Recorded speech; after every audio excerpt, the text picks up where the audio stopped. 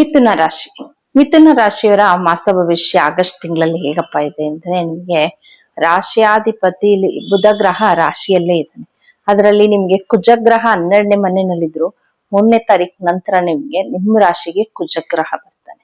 ಇನ್ನ ಬುಧ ಗ್ರಹ ಬಂದು ನಿಮ್ಗೆ ಅವನು ಕೂಡ ಚೇಂಜ್ ಆಗ್ತಾನೆ. 5ನೇ ತಾರೀಕು ನಂತರ ಬುಧ ಗ್ರಹ ಬಂದು ನಿಮ್ಗೆ 2ನೇ ಮನೆಗೆ ಹೋಗ್ತಾನೆ. ನಿಮ್ ರಾಶಿಯಲ್ಲೇ ಇದ್ರು 2ನೇ ಮನೆಗೆ ಬರ್ತಾನೆ. 2ನೇ ಮನೆಯಲ್ಲಿ ಗುರುಗ್ರಹ ರವಿಗ್ರಹ ಎರಡೂ ಇದೆ. ಎರಡು ಸಂಯೋಗಗಳಿಂದ ನಿಮ್ಗೆ ಒಂದು ಉತ್ತಮ ಫಲವನ್ನೇ ನೋಡ್ತಾ ಇರ್ತೀವಿ ನೀವು. ಆದ್ರೆ 12ನೇ ಮನೆಯಲ್ಲಿ ಕುಜಗ್ರಹ ಇದ್ದು ನಿಮ್ಗೆ ವ್ಯರ್ಥ ಖರ್ಚುಗಳು, ತುಂಬಾ ಜಗಳಗಳು, ತುಂಬಾ ಏನೋ ಒಂಥರ ಮನ್ಸಿಗೆ ಕಸಿವಿಸಿ ಈ ತರ ಎಲ್ಲ ನಡೀತಾ ಇರುತ್ತೆ. ಆದ್ರೆ ಈ ತಿಂಗಳಲ್ಲಿ ಏನಾಗುತ್ತೆ ಅಂದ್ರೆ, ನಿಮ್ಗೆ ಒಂದು 3ನೇ ತಾರೀಕು ನಂತರ ಕುಜಗ್ರಹ ನಿಮ್ ರಾಶಿಗೆ ಬರ್ತಾನೆ. ನಿಮ್ ರಾಶಿಯಾಧಿಪತಿ ಬುಧ ಗ್ರಹ ಬಂದು ನಿಮ್ಗೆ 2ನೇ ಮನೆಗೆ ಬರ್ತಾನೆ. ಅಲ್ಲಿ ನಿಮ್ಗೆ 2ನೇ ಮನೆಯಲ್ಲಿ ಏನಪ್ಪಾ ಅಂತಂದ್ರೆ, ಗುರು ಮತ್ತೆ ರವಿ ಬುಧ ಇಷ್ಟು ಮೂರೂ ಗ್ರಹಗಳು ಇರ್ತಾರೆ. ಮೂರು ಗ್ರಹಗಳಲ್ಲಿ ಯಾವ್ದಾದ್ರು ಒಂದು ದಶಾಭುಕ್ತಿಗಳು ನಡೀತಾ ಇದ್ರು ನಿಮ್ಗೆ ಯಥೇಚ್ಛವಾಗಿ ಹಣ ಬರ್ತಾ ಇರುತ್ತೆ ನಿಮ್ಗೆ. ಅದ್ರಲ್ಲಿ ಏನಾದ್ರು 3ನೇ ಮನೆ ದಶಾಭುಕ್ತಿ, ಕೇತು ಗ್ರಹ ದಶಾಭುಕ್ತಿ ಏನಾದ್ರು ನಡೀತಾ ಇದ್ರೆ ಯಾವುದೇ ಕಾರಣಕ್ಕೂ ಯಾವುದೇ ರೀತಿಯಾದ ಹಣಕಾಸು ಅಂತೂ ಬರೋದಿಲ್ಲ. ಅನ್ಕೊಂಡಿರ್ತೀರ ಮಿಥುನ ರಾಶಿಯವ್ರು ಚೆನ್ನಾಗಿದೆ, ದುಡ್ಡು ಹೇರಳವಾಗಿ ಬರ್ತಾ ಇದೆ, ಎಲ್ಲಾ ಗ್ರಹಗಳು ಶುಭ ಗ್ರಹಗಳೆಲ್ಲ 2ನೇ ಮನೆಯಲ್ಲಿದೆ, ಧನಸ್ಥಾನದಲ್ಲಿದೆ, ಯಥೇಚ್ಛವಾಗಿ ಹಣಕಾಸು ಹರಿತಾ ಇದೆ ಅಂತ ಅನ್ಕೊಂಡಿರ್ತೀರ. ಆದ್ರೆ ಇಲ್ಲ, 3ನೇ ಮನೆಯಲ್ಲಿ ಕೇತು ಗ್ರಹ ಇದ್ದು 3ನೇ ಮನೆ ಅಧಿಪತಿ ದಶಾಭುಕ್ತಿ ಅಂತರ್ಭುಕ್ತಿ ಏನಾದ್ರು ನಡೀತಾ ಇದ್ರೆ ಈ ತಿಂಗಳಲ್ಲಿ ನಿಮ್ಗೆ ಯಾವುದೇ ರೀತಿಯಾದ ಹಣಕಾಸು, 2ನೇ ಮನೆಯಲ್ಲೆಲ್ಲಾ ಗ್ರಹ ಕೂತಿದ್ರು ಯಾವುದೇ ರೀತಿಯಾದ ಹಣಕಾಸು ಅಂತೂ ಬರಲ್ಲ. ಆದ್ರೆ ಮನ್ಸಿಗೆ ನೆಮ್ಮದಿ ಇರುತ್ತೆ.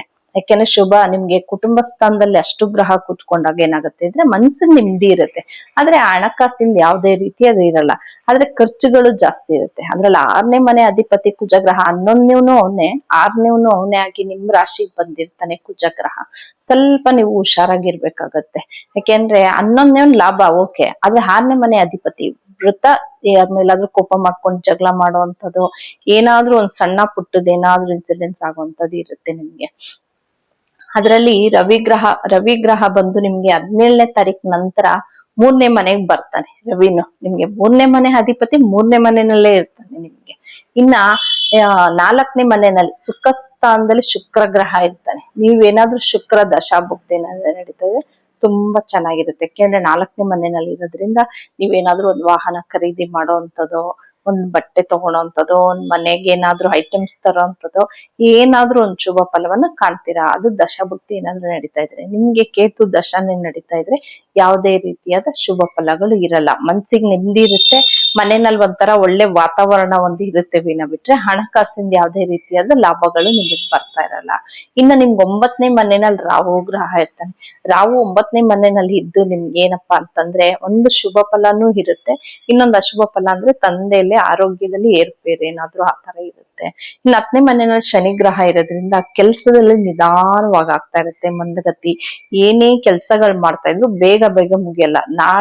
ಇವತ್ತು ಮಾಡೋಂತ ಕೆಲ್ಸ ನಾಳೆ ಮುಂದೂಡುವಂಥದ್ದು, ತುಂಬಾ ನಿಧಾನ ಆಗ್ತಾ ಇರುತ್ತೆ, ಬೇಗ ಕೆಲ್ಸಗಳು ಆಗ್ತಾ ಇರಲ್ಲ.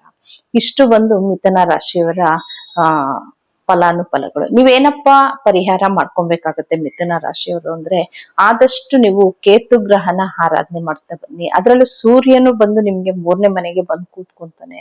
ಅದರಿಂದ ನೀವೇನ್ ಮಾಡ್ಬೇಕು ಅಂತಂದ್ರೆ, ಆದಷ್ಟು ಗೋಧಿಯನ್ನ ಕಾಗೆಗಳಿಗೆ ಹಾಕ್ತಾ ಬನ್ನಿ.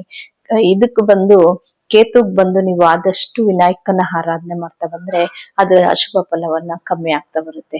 ಇದಿಷ್ಟು ಬಂದು ಮಿಥುನ ರಾಶಿಯವರ ಮಾಸ ಭವಿಷ್ಯ.